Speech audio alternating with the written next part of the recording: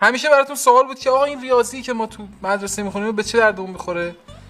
به این درد که امروز آخرین آمار علا خدمت شما عرض کردم 528 2 میلیون و 854 هزار نفر شدن. 2 میلیون و 800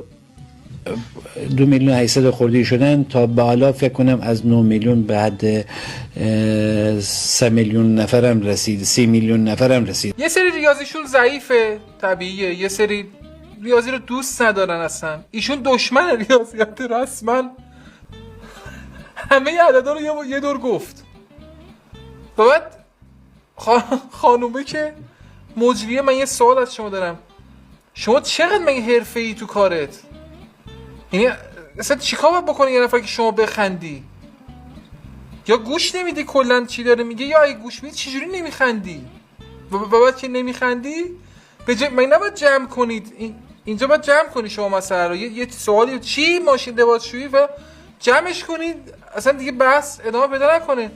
و بعد تصمیم میگیره خانومه دوباره سوال آمار بپرسه ازش، یعنی میگه این که مشخصا مسلط روی اعداد، پس من یه سوال اجازه بده قوی‌تر بپرسم ازش. چند نفر کودک، زن، مرد و یا سالمند هستن؟ آمار به اون صورت نشون نمیده، ولی تا به امروز 40% زن بودن، 90% مرد ثبت نام کردن. الان خیالت راحت شو؟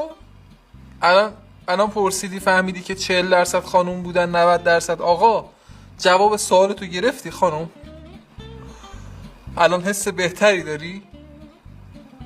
حالت بنده خدا گفته که من اون روز حالم خوب نبود و اینا، عذرخواهی کرده از این بابت. من همینجا خدمت شما هستم، یه عذرخواهی میکنم. دیشب با توجه به مسیر راه هم با وسیله نقلیه نداشتیم، با موتور تا اینجا رسیدیم، یه آماری اشتباه گفتم. 28 میلیون خورده ثبت نام کرده بودن با توجه به این گرما و این جنگ 12 روزه. سال گذشته هم همین مقدار بوده، شاید امسال داره سبقت میگیره. حالا پیش شما هستم، به 31 میلیون هم رسیده کلی کشور، کل استان گیلان. استان گیلان 31 میلیون. بله 31 میلیون هم رسیده امروز. آمار ما امروز رسیده به 31 میلیون رسیده. 30,000 ببخشید 31,000 رسیده. پارسال دیشب گفته بودم 2 میلیون 800، نه 31,000 هم رسیده. و بازم اشتباه میگرده رو.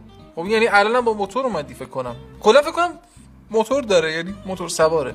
و آخرش اون چیزی که میگه به نظرم عجیب ترین چیزی که یه آدم میتونه بگه، میگه میگه 31 میلیون، بعد اسلام کن خودشون، میگه نه ببخشید 30,000، من دیشب اشتباه گفتم 2 میلیون و 800. موتور چیه؟